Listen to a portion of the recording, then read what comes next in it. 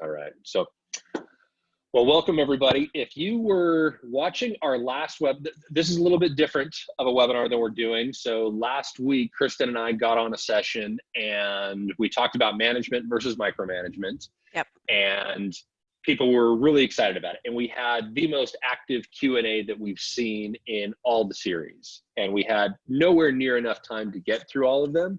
So what we decided is we'll take the questions from that and then do this follow-up recording where we've got the questions and we're going to go through them one by one. And, Kristen and I will chat through them.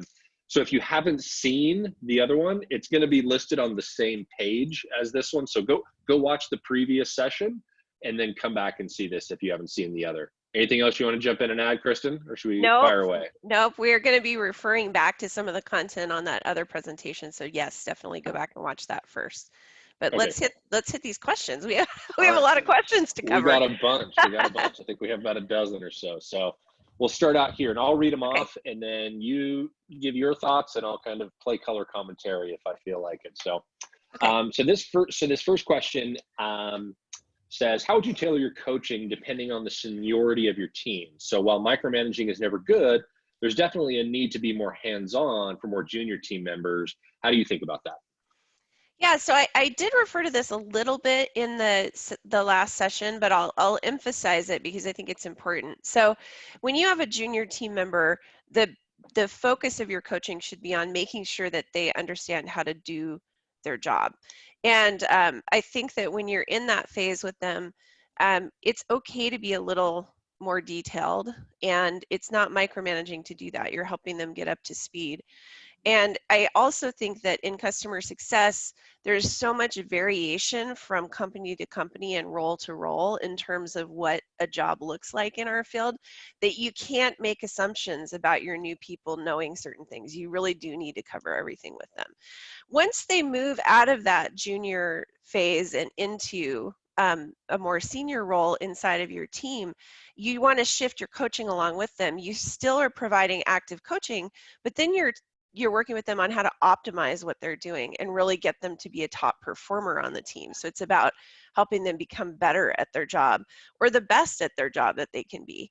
And then when they're at the phase where they're ready to promote into their next role, your coaching should shift again into thinking about how you actually help that person develop the skills that they're going to need in the role that they're looking to move into next. So you kind of go along with them on their journey, and that's part of being a great coach. What would you add, Mark? I always lean back to about 10 years ago. I was in a leadership training session with a guy who's still one of the top sales trainers at HubSpot named Andrew Quinn, and he talked us through this directive, supportive kind of leadership coaching model and how it evolves exactly like you said, from kind of early on in someone's development, you're very directive, almost training. I'm telling you what to do. And then as you start to move along the continuum, you move to more of a coaching where I'm trying to pull things out of you. And then you move to more kind of a supportive and delegation mode when somebody really gets it and you're trying to coach them to the next level. And the thing that he really helped me understand was, like, you can go through this continuum on multiple different parts of your job. So it's not just that I'm a brand new CSM and I need to go through this. It's I'm a brand new CSM and maybe there's 20 things I need to master in order to do my job really well. Well, I can kind of go through this continuum on each individual task. So you as a manager, you as a coach, you're constantly looking at your team and advising and saying, okay, for this part, they're really over here in a master mode, so I can delegate or support to them. Whereas this piece on negotiation or this piece on this, that they might not have mastered yet. So I'm going to be much more directive in training. So it's far more complicated than to just say, oh, they've been a CSM for 3 months versus 3 years. It's looking at the individual skill sets that they need in order to grow. Cool. So anything else on that one? No, I think we tackled it.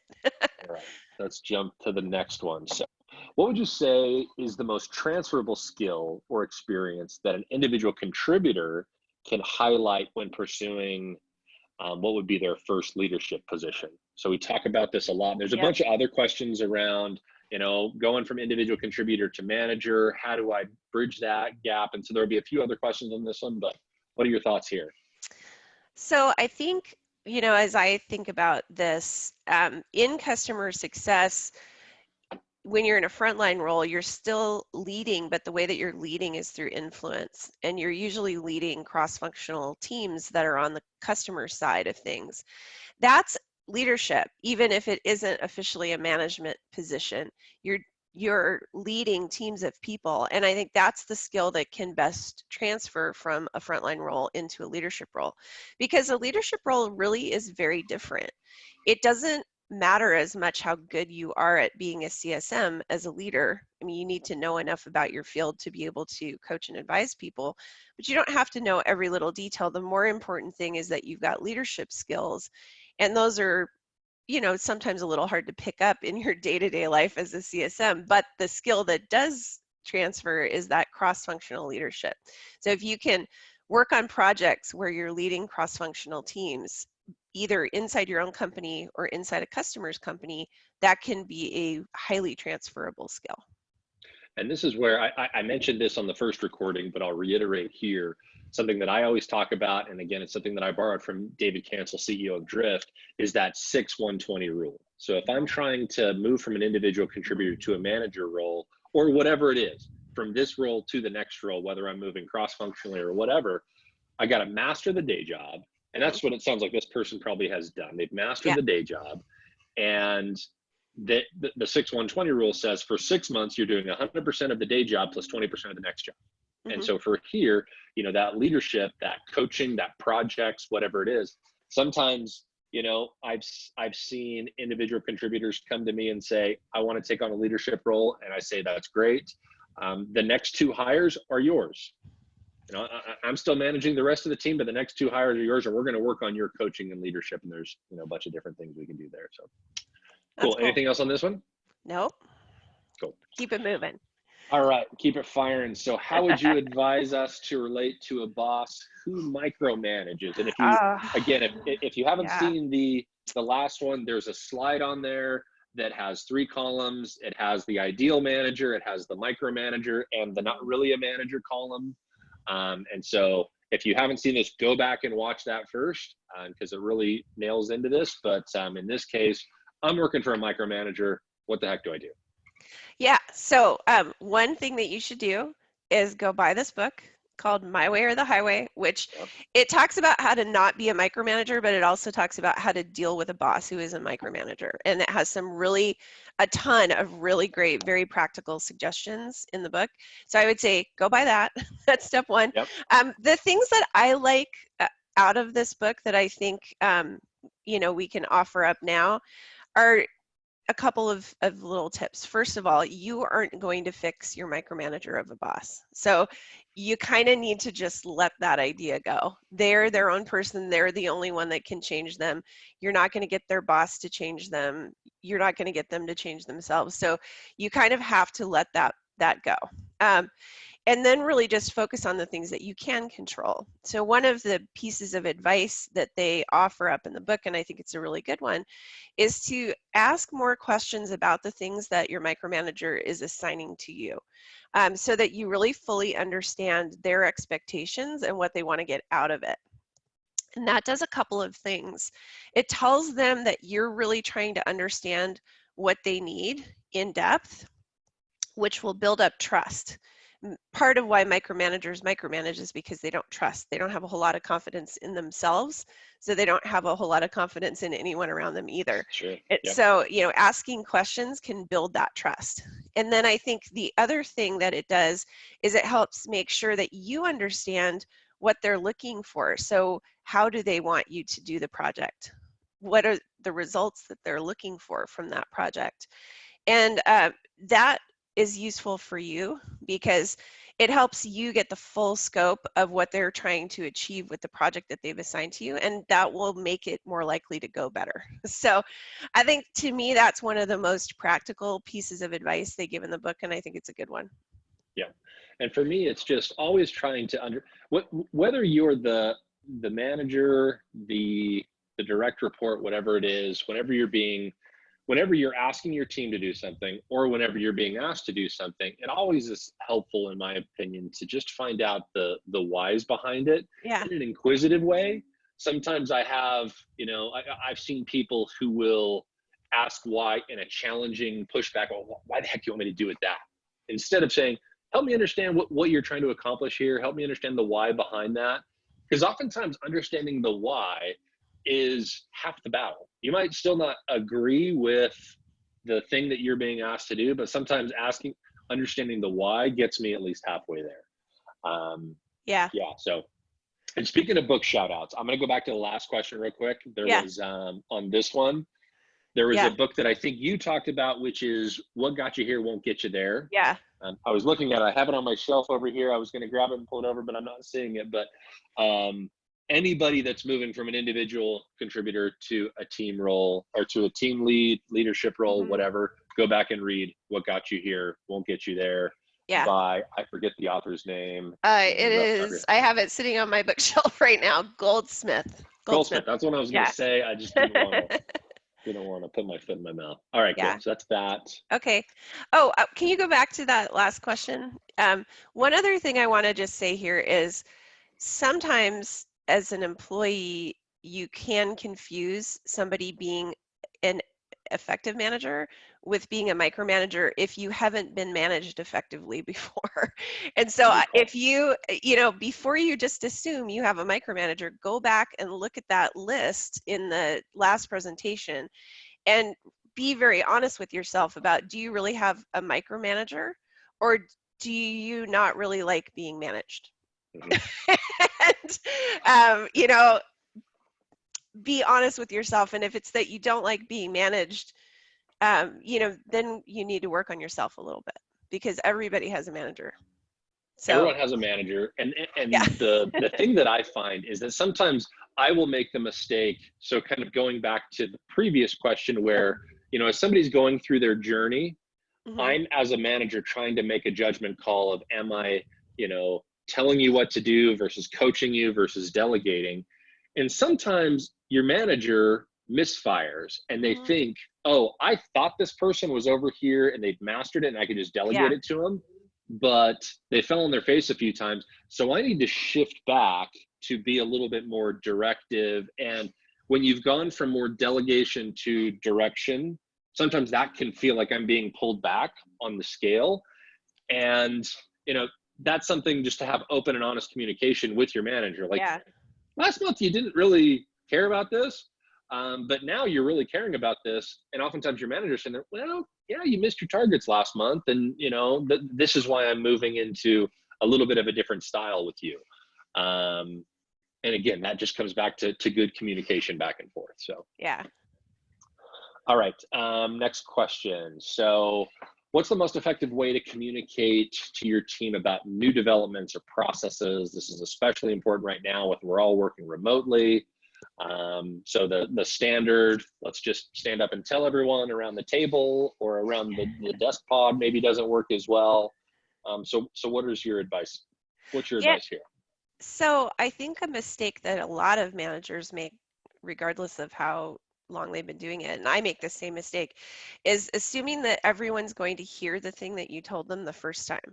And people may not be paying attention, and they may not understand fully what it is you told them, or they may need time to absorb it, or maybe they don't like learning things verbally. Maybe they learn better reading it, and so I think you need to communicate often when there's big changes. So new developments or processes, my recommendation now that we're all remote is have a weekly or bi-weekly meeting with everybody on your team. A lot of teams now are doing daily stand-ups. That works too. It's less about the cadence, I think, on the team meetings.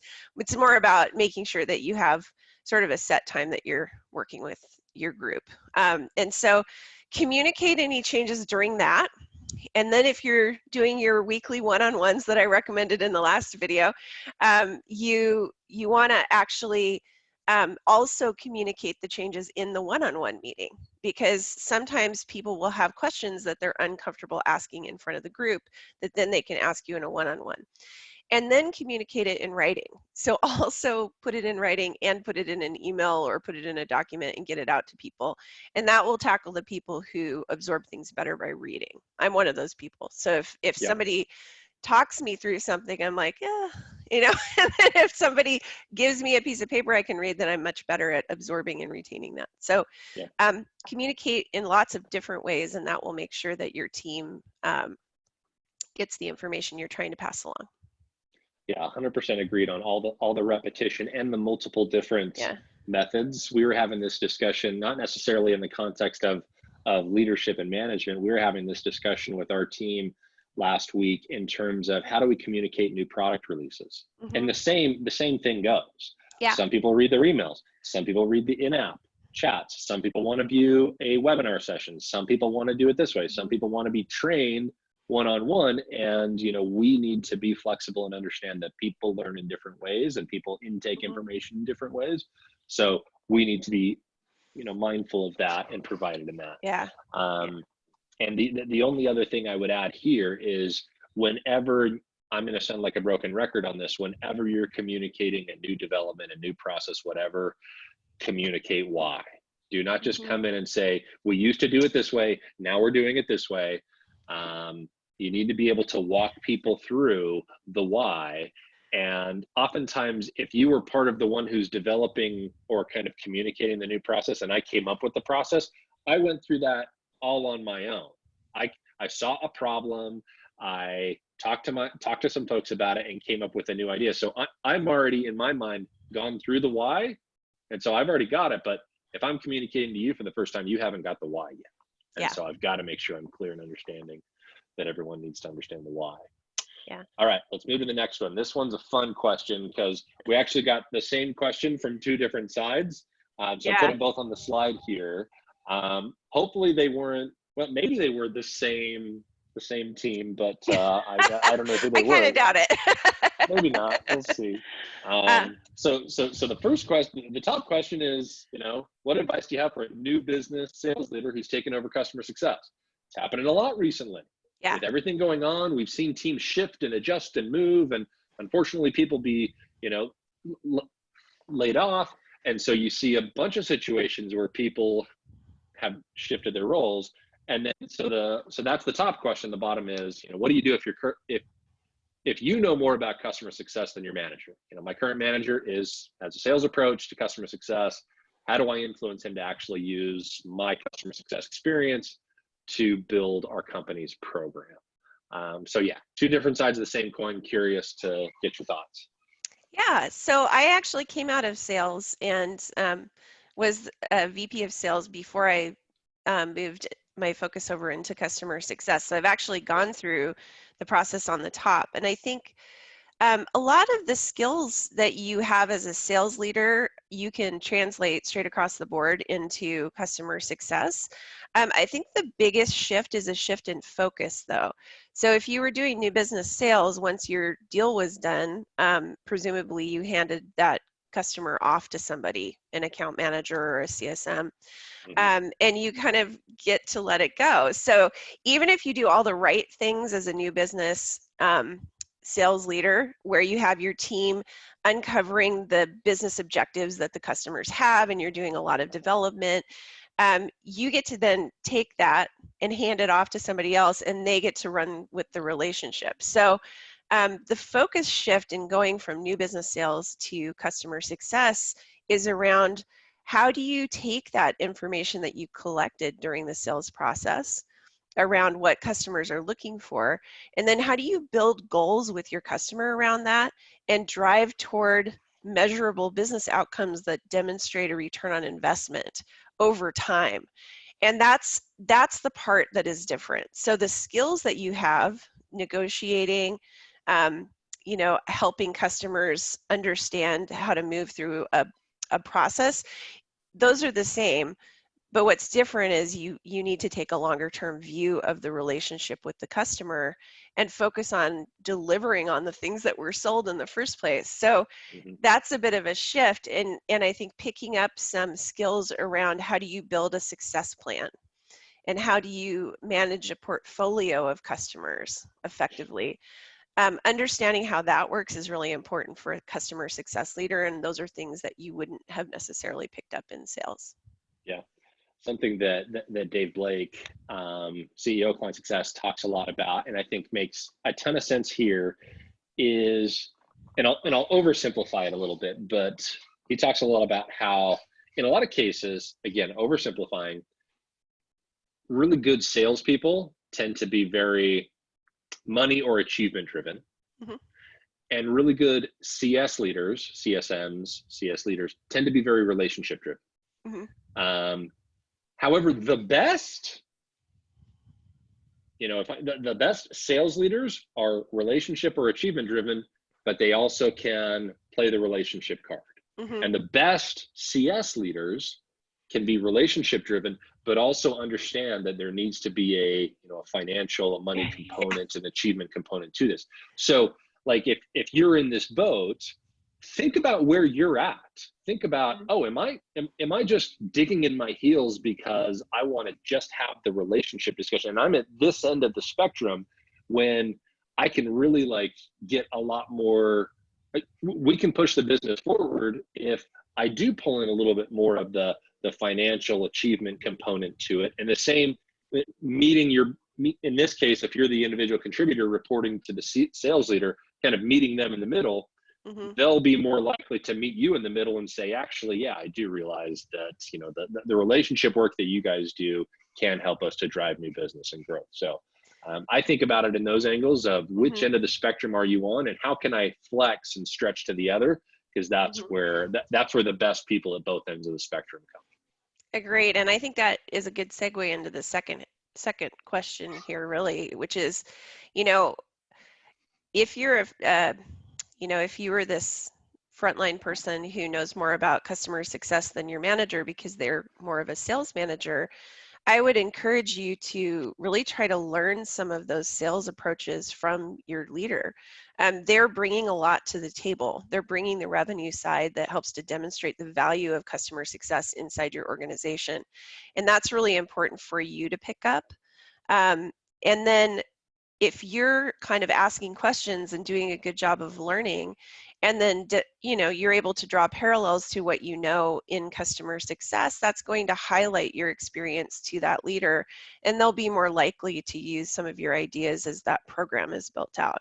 So I think it's less kind of highlighting your own experience and more trying to understand what you can learn from that leader. There's a lot of sales that is great for customer success too. You do a lot of the same things. Even if you're not actually responsible for selling, you still have to negotiate with people. You still have to persuade people to do things. You still have to be able to talk about finances and agreements and stuff like that. So all of those skills that come out of a classic sales approach are really relevant in customer success. Especially in, let's call it like larger corporate enterprise sales. If I'm a sales rep and I'm working a 6, 9, 12-month sales cycle, you better believe I've got a relationship component to that sale. Unless it's a transactional one call close where I have no relationship, or in some cases, maybe I've got some freemium product that never gets on the phone. But in most cases, most of the CSMs we end up talking to, they've got some component of a larger customer base. So I think meeting there in the middle is a good way to go. Yeah. All right. So next one is an alignment question, I believe. Yeah. So if I set my own goals and communicate to the team, but then my higher ups, the executives, later share their own goals and metrics and they conflict with mine, do you have any best approaches for communicating that kind of moving target to your team? Well, I would sort of try to get ahead of that by understanding if your executives have something in the works. And if they do, I think when you set your own goals and get them out to the team, I see this happen in organizations at the beginning of the year a lot, because you want to have goals in place for your team right away on January 1 every year. And sometimes the business plan doesn't get finalized until March because it has to go through board approval or whatever. Sure. And so, you should have a good feel for the direction your executive team is going by asking questions of your boss. So if you're the, let's say, manager of the customer success program, you probably report to a chief revenue officer. I hope you're having weekly one-on-ones with them where you could maybe ask what they have in the works. But getting ahead of that would really help prevent this problem in the first place, and that's, I think, the best approach. If you are in this situation, and it's too late because it's already happened, I think it's okay to be really candid with your team and say, hey, business shifts. And we've all gotten to experience that very firsthand over the last couple of months. Businesses are completely different now than they were 2 months ago because of COVID.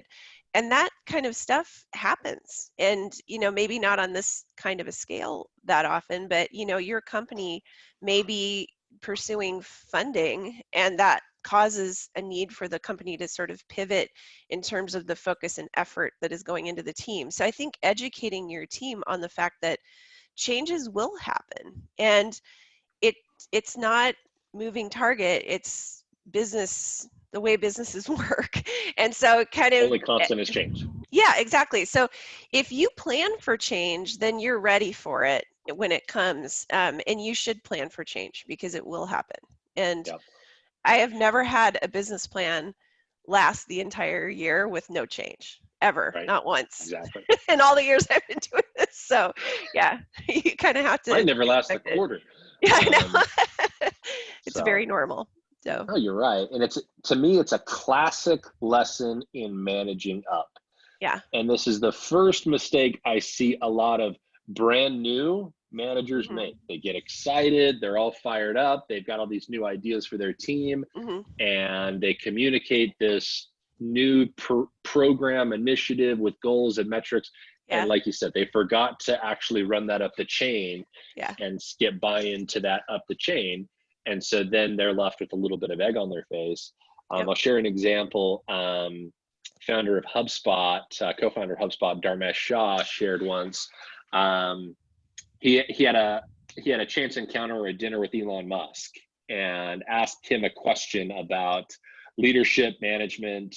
How do I get my team moving? And Musk had a very scientific, what felt like at the time kind of an overly simplistic view of or overly simplistic answer, but actually turned out to be very profound. And really all he said was, and I'll probably miss the exact example, but he said, look, in a business, you need to have all the vectors pointing in the same direction. So he's obviously using a physics example where a vector is, a direction, but it also is a direction with momentum or a direction with force. It's been a while since I took a physics course. But when Dharmesh heard that, he was just like, all right, well, that's not super helpful. And then later that night, he was like, that's actually extremely helpful, because he's saying, okay, you need to make sure everybody on the boat, everybody is rowing in the same direction and going the same way. And sounds like that's what happened here, or that's not what happened here. I started pulling my team this way, and the leadership team wanted to pull this way. And yeah, so that's the thing that's obviously missed here. So if you can do your best to make sure that all your initiatives are run up the chain, manage up to make sure you get buy-in to that, and then make sure everybody's pulling in the same direction. So, I think the other way around here is true too. If you are the executive, don't forget that your managers might be doing things somewhat on their own that you aren't aware of. So, if goals are coming down and that they might be a shift for the team, communicate those as early and frequently as you possibly can to try to prevent stuff like this. What was the question? There was one of these questions on how to communicate new processes, new initiatives, and one of the things was just repetition. All right, so let's see. That was this question. So next one. At times, people promoted are not the most talented and are not the most tenured. However, they must now manage the ones who were the most talented and the most tenured. How should the new manager coach these people? My sense is that the person who's asking this is not the one who got promoted. But sometimes you get the Peter principle, right? Where people get promoted beyond their level of competence. And sometimes that happens. But I suspect you have to be extremely self-aware Yeah. to be the manager in this case. So here's what I'll say on this one. The most talented at what? Because being a leader is very different from being a CSM.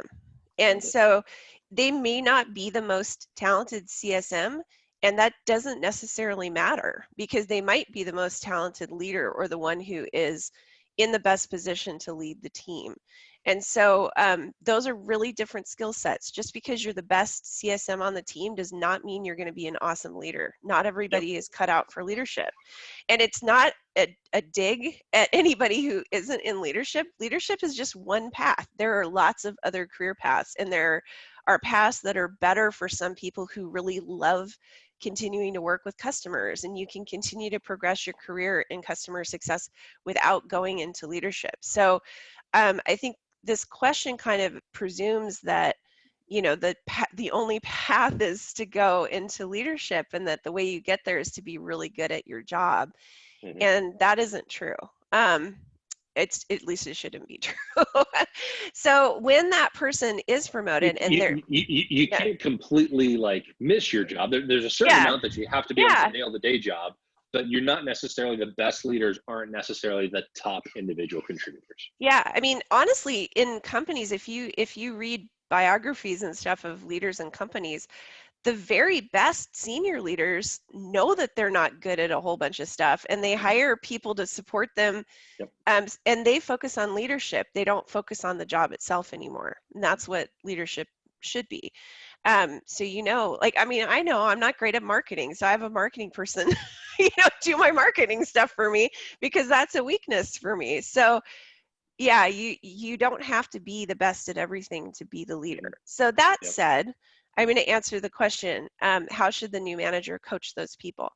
So if you, as the new leader, focus on what, as the leader of the team, you can bring to these really tenured, talented people in your group, you can bring a lot. You bring information from above you and beside you in the organization back to the team so that everyone, like you said earlier, stays pointed in the same direction. That you bring them that. You bring them information from other groups that they need to do their job effectively. You support them and stand up for them when your team needs resources. So you go out and you get resources. So if you kind of look at your role in leadership as a servant leader, which is a really, I think, good thought process to get into as you're moving into leadership, especially for the first time. It's almost like you're the student council representative for your team. You're going to be the one that goes to the meetings and represents your group and gets the resources that you need. And that's incredibly valuable for these people who are talented and tenured. You also can help them see where they might have gaps, because it's really hard to see that in yourself, especially if you've kind of gotten set in your ways and you've been in your job for a while. You don't always see your own gaps. And so that's something that you can bring to the table as you build relationships with those people and get to a place where you can offer that kind of advice. Yep. And coming back to the, where we talked earlier about, everyone's going to be on their own journey. You're going to have some people who need a bunch of help from a manager, even if they weren't the best individual contributor. They need a bunch of help. But you're talking to the elite, the best people, and sometimes what they need is somebody to help them just bash through walls. Like a question that I will always ask to my top performers is, what can I get out of your way? I want you doing more of what you do best. What internal thing can I get out of the way for you?